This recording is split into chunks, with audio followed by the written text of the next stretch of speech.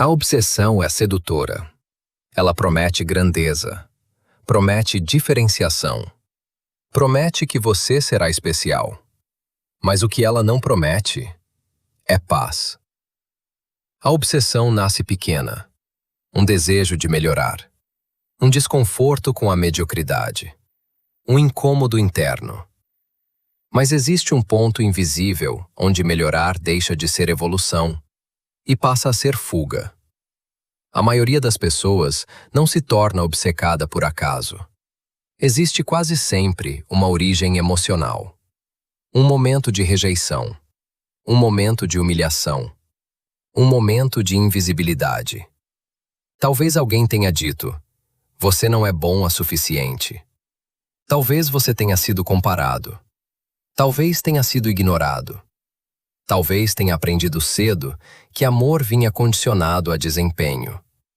E então algo é decidido internamente, silenciosamente. Eu nunca mais vou me sentir pequeno. E é aí que começa. A obsessão é, muitas vezes, uma tentativa de recuperar controle. Quando você cresce em ambientes imprevisíveis, você aprende que controle é segurança. Controle do corpo. Controle do desempenho. Controle do dinheiro. Controle da imagem.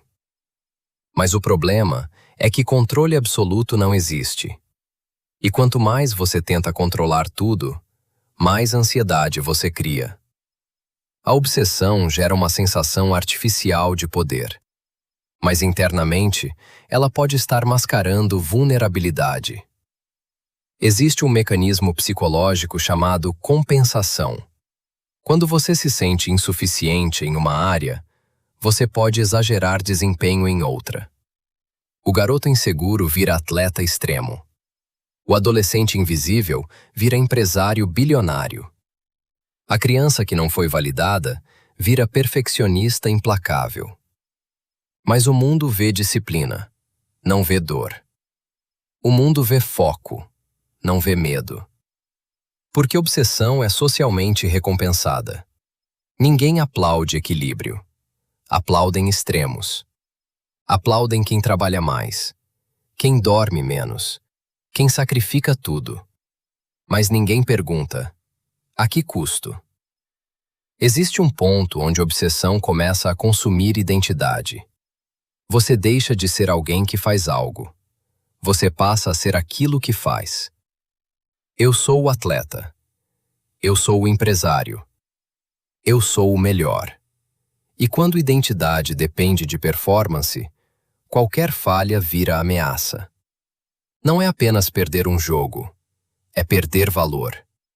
Não é apenas errar um negócio, é perder identidade. Isso cria hipervigilância.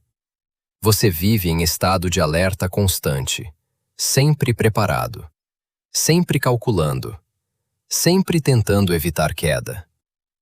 Mas esse estado prolongado gera esgotamento psicológico, cortisol elevado, sono prejudicado, irritabilidade, isolamento. E você nem percebe, porque está focado no objetivo. A obsessão também altera a percepção do tempo. Você começa a ver descanso como atraso, lazer como desperdício, relacionamento como distração. Mas o cérebro humano não foi feito para viver em modo de guerra permanente. Ele precisa de alternância, intensidade e recuperação, foco e dispersão. Mas o obcecado teme a dispersão. Porque no silêncio aparecem perguntas difíceis. E se eu não for tão bom? E se eu perder? E se ninguém me notar? A obsessão vira armadura. E armaduras protegem, mas também isolam. Existe também o fenômeno da adaptação hedônica. Você alcança algo grande, sente euforia, mas rapidamente aquilo vira novo normal. Então você precisa de algo maior, e maior, e maior. Porque a sensação nunca dura. Você começa a perseguir sensação, não propósito. Isso se parece com vício. E neurologicamente é parecido. Dopamina é liberada na antecipação, não na conquista. Por isso, o processo pode ser mais viciante que o resultado. Mas quando o processo vira compulsão, você perde escolha. Você não trabalha porque quer. Você trabalha porque não consegue parar. Essa é a linha que poucos enxergam. Disciplina é escolha repetida. Compulsão é ausência de escolha. O lado sombrio da obsessão também aparece nos relacionamentos. Obcecados exigem intensidade, mas poucos conseguem acompanhar. Parceiros se sentem em segundo plano. Amigos se sentem descartáveis. Família se sente ignorada. Porque a obsessão prioriza meta. E meta não tem emoção. Ela tem resultado. Mas seres humanos precisam de presença.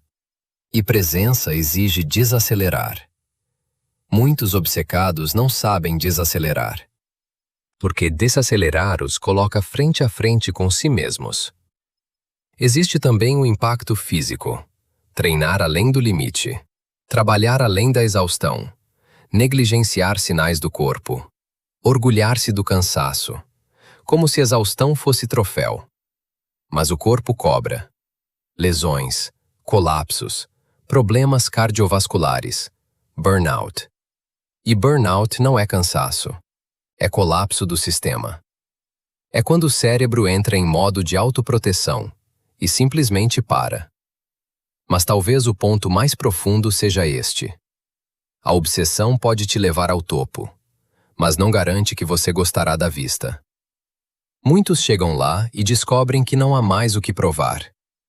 E sem algo a provar, a identidade fica frágil. Alguns se reinventam, outros entram em crise. Porque nunca aprenderam a existir fora da performance. Existe diferença entre intensidade e rigidez. Intensidade é energia direcionada. Rigidez é incapacidade de flexibilizar.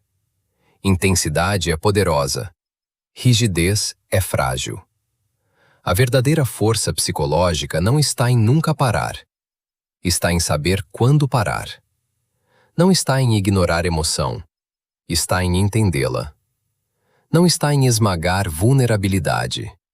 Está em integrá-la. Você pode buscar excelência, mas precisa manter identidade além da excelência. Você pode trabalhar duro, mas precisa saber quem você é fora do trabalho. Você pode querer dominar, mas precisa saber viver quando não está competindo. A obsessão pode ser ferramenta de construção, mas só se houver consciência. Consciência do porquê. Consciência do limite. Consciência do custo. Porque no final, não adianta conquistar o mundo externo e perder o mundo interno. O lado sombrio da obsessão não é o fracasso, é a desconexão. Desconexão de si mesmo, desconexão das pessoas, desconexão da própria humanidade. A verdadeira maestria não é ser implacável o tempo todo.